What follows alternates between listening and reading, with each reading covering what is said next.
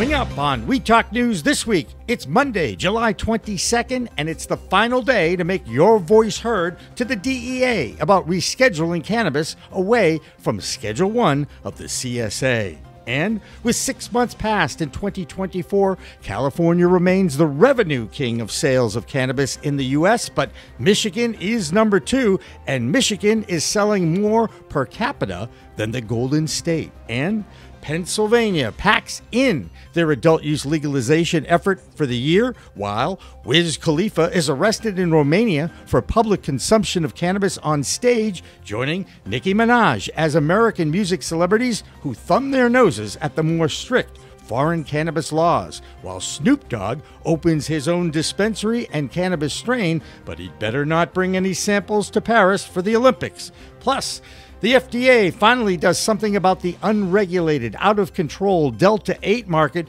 but still offers no federal guidelines for cannabinoid infusion in food or beverages. And a new study concludes that cannabis improves sexual enjoyment, but more importantly, helps cut down instances of violent domestic abuse. All that and coast-to-coast cannabis news on We Talk News with Alaina Pinto. Next. Music Studio. We are Pro Cannabis Media.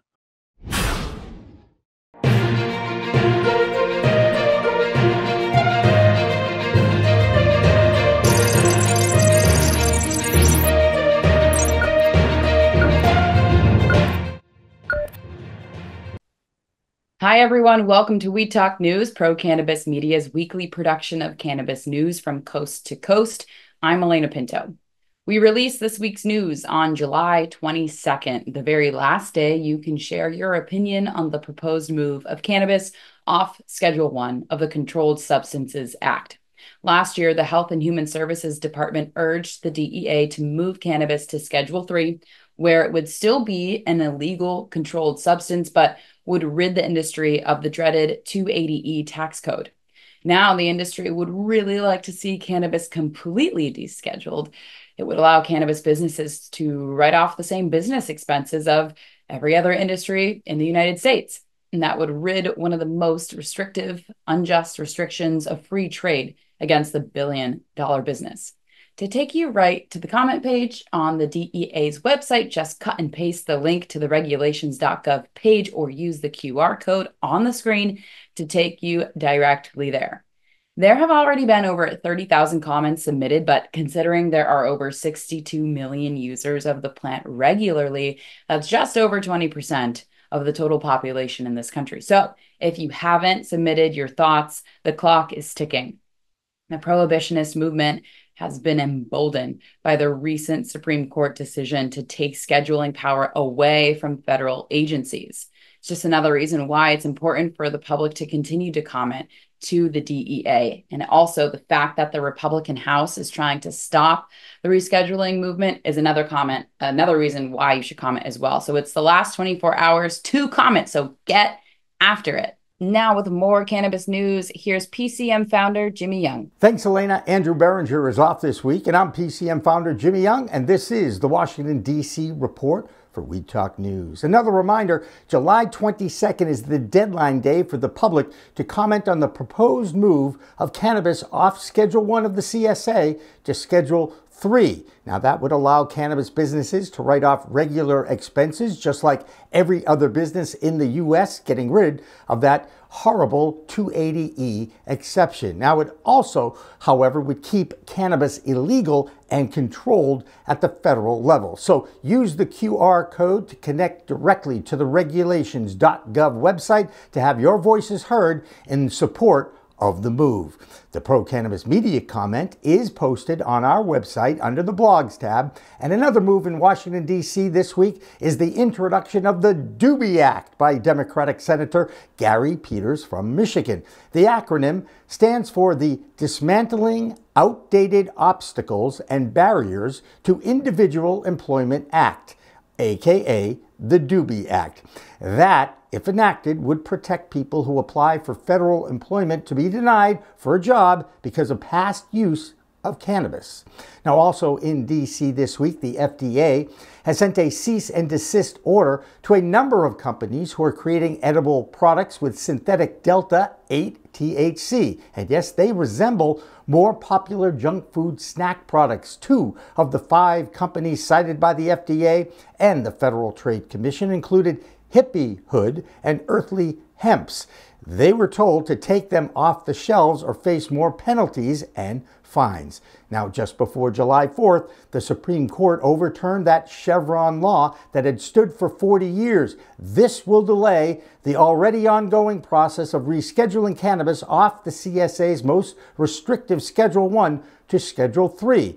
But if the court has undercut that process by taking the right to reschedule away from the federal agencies, all eyes then will return to Congress to do the right thing and deschedule cannabis and create a new federal regulatory commission to oversee all derivatives of the cannabis sativa plant once and for all, thus making up for the mistakes learned by the Farm Bill of 2018 that for all intents and purposes exposed the ignorance of our elected officials by legalizing the cannabis sativa plant and focusing on the percentages of THC, the intoxicating cannabinoid, in the plant.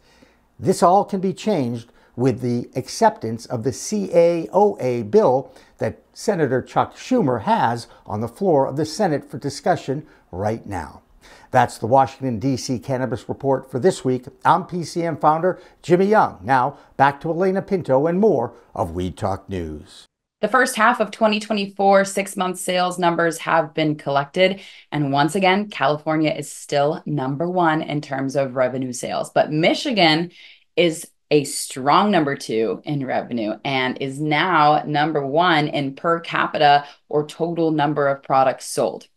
Pretty incredible achievement considering the population differences between the 2 states. California with just under 39 million people and Michigan ranks 10th with just over 10 million. So needless to say, those figures make our Michigan weedster, Amie Carter, very happy and proud. Here she is.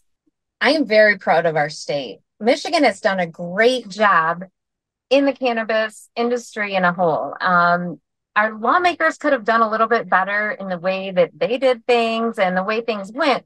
There are some changes that need to be made. But all in all, the education that I think we did from 2008 to now has really got the Michiganders wanting to partake, wanting to heal. And so we're doing really great up here. And yet you're still frustrated with the fact that you have to educate more lawmakers about this plant as a medicine, aren't you? Yes, definitely. Because I found out recently that some of the lawmakers don't consider any cannabis medicine. And that really upset me, given the fact I have a pediatric patient and it changed his life. So we definitely need to get in there and educate these lawmakers because they've been making decisions that are based on dollar signs and not based on, the Michigan residents here. What do musician and actor celebrities like Louis Armstrong, John Lennon, Bob Marley, David Bowie, Snoop Dogg, and Bill Murray have in common with Nicki Minaj and Wiz Khalifa? Well, all have been busted for cannabis possession, both here in the United States and in Europe. This past week, it was rapper Wiz Khalifa who was arrested in Romania for public consumption of cannabis on stage at a concert. Khalifa was headlining the Beach Please festival on the Black Sea coast in the village of Costanesti, when he fired up a doobie on stage. He was quickly escorted off stage by Romanian police. The rap star was detained and released after showing respect for the Romanian authorities. He was found to have 18 milligrams on his possession and would have faced as much as 10 years in prison, but the police must have been fans since he was released.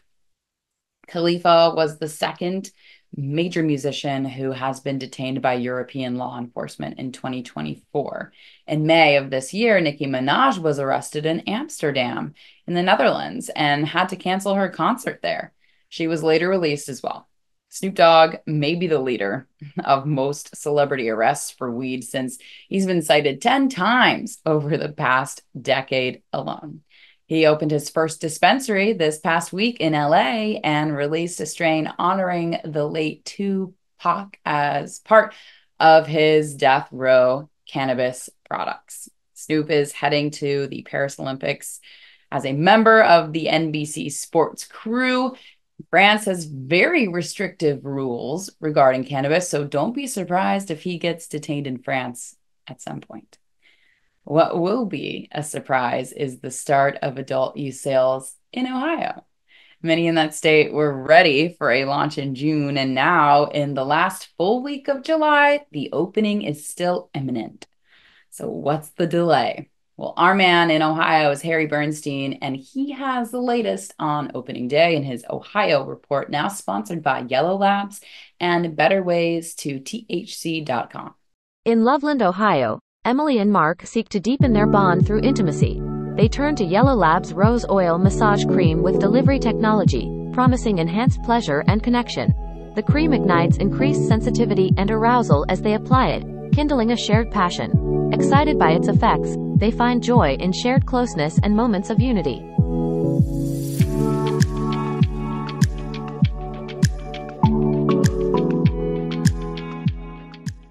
This is Harry Bernstein with Verde Compliance Partners and the Ohio Cannabis Report for Weed Talk News. As we've been reporting, Ohio's adult use cannabis market is on the verge of launching, but still in a holding pattern as the state has over 60 licensees awaiting their final inspection. These inspections would allow them to begin selling cannabis to adults over 21 years old when they pass. Those final inspections could be completed any day, allowing adults in Ohio the freedom to buy and consume cannabis products. In other news, Ohio bureaucrats continue to prevent autistic individuals from accessing cannabis to treat their symptoms. Autism advocates have been pushing for years to add autism spectrum disorder, or ASD, to the list of approved medical conditions for cannabis use. However, powerful opponents, including the insurance companies and hospitals, have resisted these efforts due to the potential impact on their bottom line. Recently, on July 14, 2024, the State Medical Board of Ohio once again put corporate profits over people's health and rejected proposals to add autism and female orgasmic difficulty disorder to the medical marijuana list.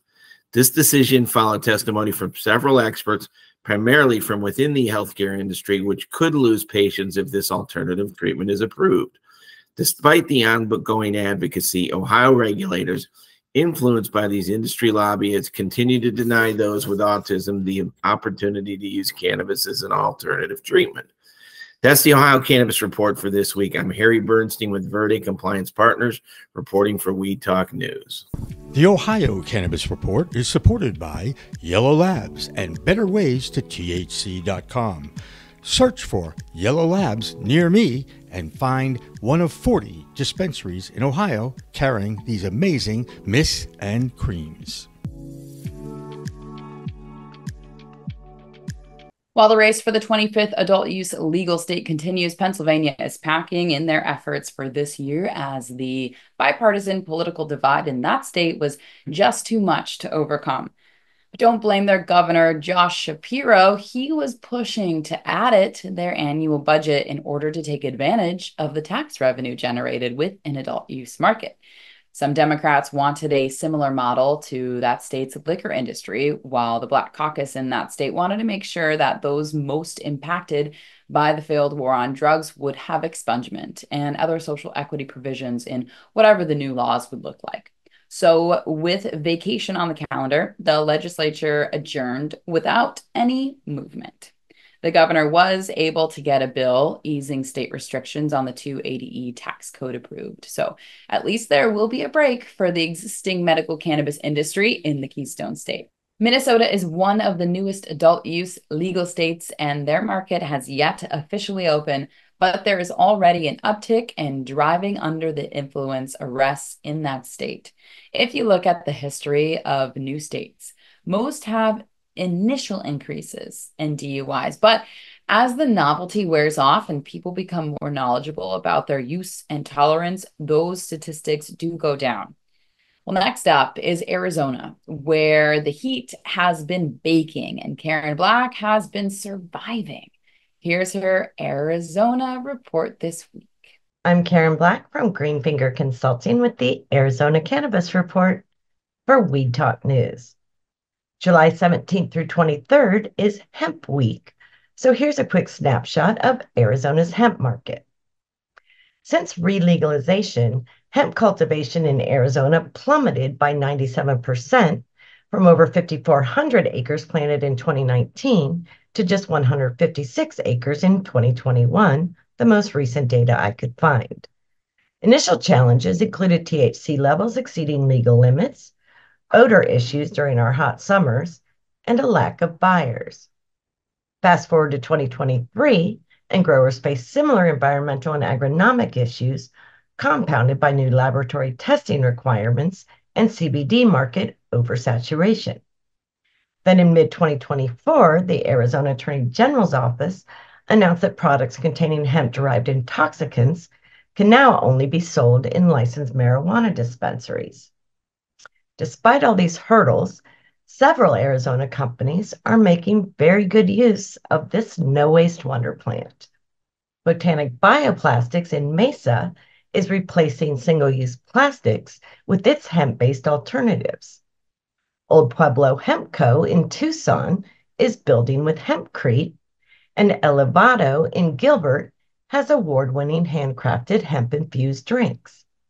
The Hemp Industry Trade Association of Arizona had a successful networking event in Phoenix last week, perhaps a sign the best hemp years in Arizona are yet to come.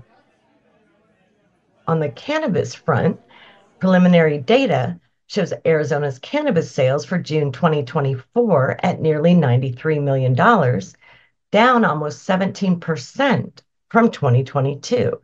The average item price also dropped from $21.56 to $18.68, reflecting a 13% decrease year over year.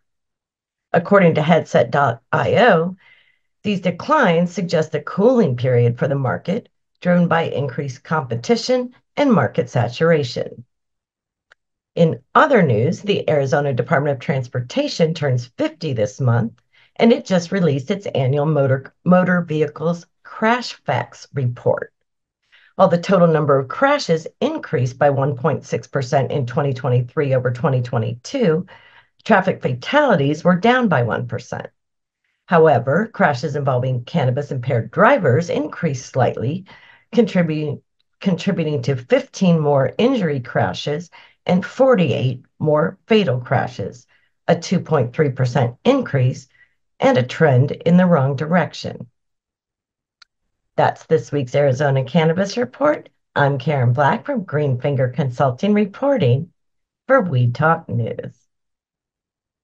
Well, that'll do it for the A block, or the first section of Weed Talk News for this week, but don't go away. Weed Talk News continues with more state reports, plus some new research on how cannabis can improve your sex life. Don't go away.